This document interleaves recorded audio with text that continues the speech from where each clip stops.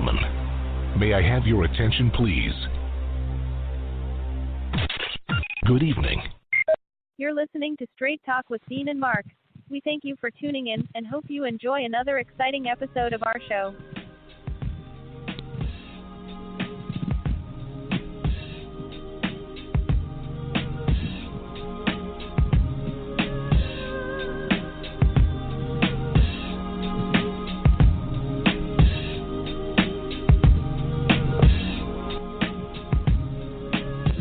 Ladies and gentlemen, good evening and welcome to another episode of Straight Talk with Dean and Mark. It's a little rainy up here in New Jersey, but as always, from NJ to NC, I'm in the studio with my right-hand man, Mark Lee. So, Mark, tell me what's good in your neck of the woods, my brother. Uh-oh. We're going to get him back in just 1 second. I think he jumped off the call, but we're waiting for him to get back in. I'm going to let the music play for this 2 seconds because he's back now. Mark, tell him what's good in your neck of the woods, my brother. Everything is going well here in the Triangle area, you know, Durham, Raleigh, Chapel Hill, and all of that fun kind of stuff. We actually had a showing of artwork over at the Hayti Heritage Center. They got a new exhibit up there. I think it's about 11 or 12 artists, and they were displaying some work. So we did that on Friday. And there's actually an exhibit that deals with the black experience in various European countries. So that's shown as well. Nice. So I know that among the countries is Denmark, France, England, and various other European countries. So that's just kind of like exploring our history and going to some of those European countries and what we experience when we go there. So it's more of a historical kind of display, less of the traditional kind of artwork because it's more of a narrative kind of form, but it does talk about some of the things that go on when you go to those various countries and give some historical perspective as well as some current events kind of perspective as well. So definitely an interesting exhibit. I know folks will be interested in that. And then this weekend, we've actually got tomorrow Sweet Chariot, which will kind of look at some of the traditional spirituals and things of that nature. And then over the weekend coming up, we've got our film festival, our annual film festival.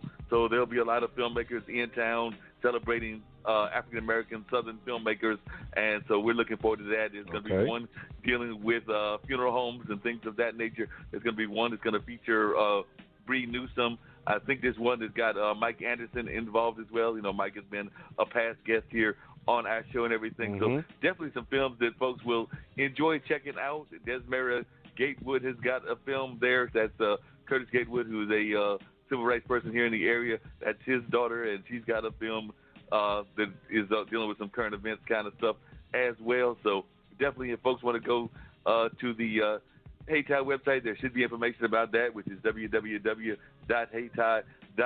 And there's also, I believe, a separate website for the film festival as well. But either way, they can find out about the activities going on with the film festival and see this great programming that is coming their way very shortly. Like I said, it'll kick off on Thursday and run all the way through Saturday night, and then, you know, Saturday night going practically into Sunday morning, we've got an event that they do every year, and it's definitely very popular by a lot of folks because that is something that's been going on annually for a number of years, and that is our erotic poetry slam. So a lot of folks really are into that whole thing, and they love coming to check that out. So they don't even start that thing till about midnight, and it goes into the wee hours. And yes, folks do get a little bit on the wild side, and they have some good times with those poems and everything. But it's definitely an interesting thing going on. So as a part of the film festival, though, coming back to that, there's going to be a 100th anniversary of the Harlem Renaissance, an area that you are very familiar with. So that's going to be going on, and that'll be taking place on Saturday the 15th. They're also going to be showing on Thursday to kind of kick off everything. That morning is the 25th anniversary screening of John Singleton's Higher Learning. So there are definitely some good films that will be coming in. Then there's some 25 years since Higher Learning came out. John Singleton put that movie out. That means it's almost 30 years. Wait. So if that's 25 years, that means that it's almost 30 years since Boys in the Hood came out. I feel old, man. You got it. We're getting old. I hate to say it. Wow. Oh, my. Isn't that something? There's always something to do down in Durham, though, man. Golly, y'all keep it moving down there. We keep it rolling. I mean, even the following week, I think that next weekend is going to be the Nevermore Festival over there at the Carolina Theater, which is going to be dealing with, like, horror and suspense kind of movies. So, yeah, we try to keep things rolling on a regular basis, and that's just what's going on, like I said, around Haytime. But, you know, the Durham Arts Council has got things going on. There's things going on in the Golden Belt, which has got, like, different art galleries and things of that nature. There's different art galleries throughout the area. Duke's always got things going on. Central has always got things going on. Even Durham Tech has got things going on in the cultural world. So, and then, of course, we've got, like, some world-renowned people doing stuff even on the high school level. Mr. Tab does a lot of great things with the Hillside drama program, and Xavier Kaysen does some stuff with the music stuff tied into that high school as well, and that's just one of the high schools. So, like I said, we do try to keep things moving on the cultural and the social tip, and, of course, you know, this is a rich tradition of activism as well, so the activists have always got things going on as well. You know, that Alexandria, who's been on the show a number of times, is running for the school board. We've got a couple of folks that have been on the show in the past, like John Rooks and LaVon Barnes, that are running for different offices. So, yeah, we've had some past guests that are either trying to hold on to their seats, like Brenda Howard, or trying to gain some seats, like what Alexandria is doing, and I believe John is as well. So we've got folks, you know, definitely out there doing the campaigning and things of that nature. So we try not to have a dull moment here in the Triangle area of North Carolina. Try to keep things ripping and rolling. And, you know, we got to do that because the world is also a mess as well, because, you know, we got people over there pardoning idiots. I mean, they're not just pardoning folks. I mean, first, you know, I heard rumors that he said that he could pardon himself after Andrew Yang had earlier said that he would think about pardoning him to kind of like alleviate some of this tension between different folks in different parts of society. So Andrew Yang, the Democratic candidate, said that he might consider pardoning Trump if he was elected. But even no matter what people might think about that, I was too through when Trump came up there and gave the Congressional Medal of Freedom to Rush Limbaugh. I'm sitting there going like, Rush? You got to be anything is not possible. Rush. Anything is possible. Look at who is giving the awards. So that should not surprise you, not one single solitary bit. Now, see, you know what? I can only say, you know what? Let's just flip the script real quick. Football is back. The XFL had their inaugural games this weekend. None of the silliness from the first iteration. It's actually good football. I'm rolling with the New York Guardians. They took out the Tampa Bay Vipers yesterday, 23-3. So I'm just waiting for another week of good football. I think it's like 8 weeks, but that's better than beating a blank and having to wait until August. So, you know, football's back, man. Just like the crazy man is at 1600, football is back, y'all. Hey, you know, we got football back, and that's a good thing.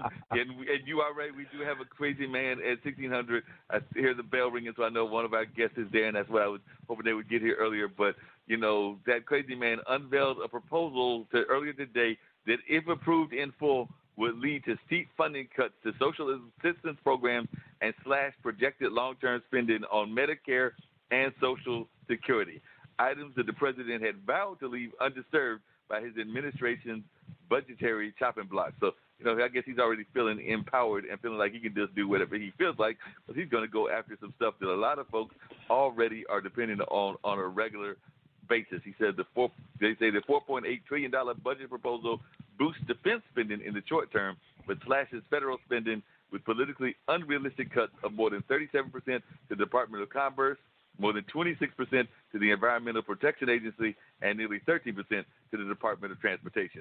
I don't know about you, and I just depend on mass transit, but friends of mine that are driving on cars and everything are always complaining about how rough the roads are in various parts of the nation, and he wants to cut the budget of the Department of Transportation, which is actually the folks that help fix the roads. So I don't understand that at all, but, hey, I'm not the one that is trying to make these decisions and everything, and I think that we've got a crazy man trying to make the decisions. That's just my take on it. So he's already taking his axe to all kinds of things that do not need the axe taken to them. You know what? We are less than 9 months away, brother. We are less than 9 months away. It's time to start getting serious about who can replace the madness. 9 months, y'all. We got 9 months. So we've made it this far. Let's get these 9 months in, and let's get somebody out. And let's see what we can do with that. We're going to rock this commercial, and then when we come back, we'll have a Duque Arimu here with us on Blog Talk Radio. It's Straight Talk with Dean and Mark, y'all. Sounds good. The old Renaissance is the new Renaissance, standing on tradition while embracing the spirit of distinction. This is the Harlem Brewing Company. Uniquely crafted beer brewed to deliver a taste, a sound, and a feeling that can only be described in one way, Harlem style.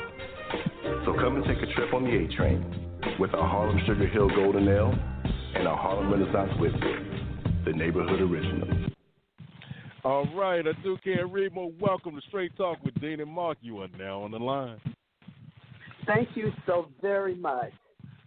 How are you doing, Duque? This is Mark over here on the line with you. I've met Duque a number of years back. We met over at the National Black Theater Festival. I guess I can be credited with introducing her to one of her business partners who became a life partner, and then they went their separate ways, and now they seem to be back to being life partners again and everything. So I guess I could be blamed for making that introduction way back when I was living in Winston-Salem, where the National Black Theater Festival was taking place and everything of that nature. So I did that many, many years ago. So we've gone through many decades, and Duque's done a lot of great work in the artistic community, being a playwright, just being an amazing lady all around. I'm still trying to figure out how she's putting up with trying to be a change agent, because she does consider herself a change agent during these mad times that we are in, because we're in some interesting times where we need even more change agents than we've actually got going on. And I know that that's one of the things that Duque prides herself in,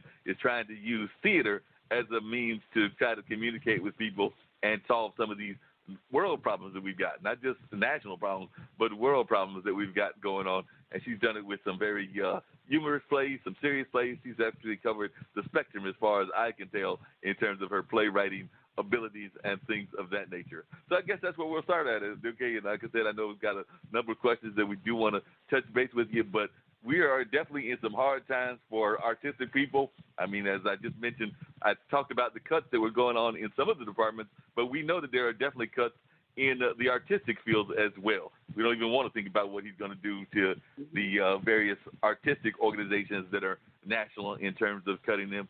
We've had other presidents, including some that we liked, that did some of those cuts in those organizations, and now we've got this madman. So there's no telling what kind of cuts we might get. So how do you deal with trying to create this kind of great artwork that you do during these hard times when we're in this middle of this political madness? Well, my philosophy has always been to be self-sufficient with the black art form. I grew up in Harlem. I was born in Harlem, and my parents, in fact, were migrants from Savannah, Georgia. My mother and father moved to New York City, and I was born in Harlem, USA, and I was raised in Harlem until I was 6 years old, and then we moved to Brooklyn, and Brooklyn was a training ground for me. I always say to people, if you know anything about New York, during those times, Brooklyn was really hardcore. And what we learned to do, and I learned at an early age, is to not depend on necessarily outside funding, but to galvanize your talents in your community. And I was heavily funded in New York by, I call it the black community. What I believe is that I never take no for an answer. Mark knows that about me, because he roamed with me one National Black Theater Festival. Dean, Mark was my right arm. We put up one of my new plays, Sonata, and Mark went everywhere with me. And we actually auditioned at the festival. We had 13 actors in the production.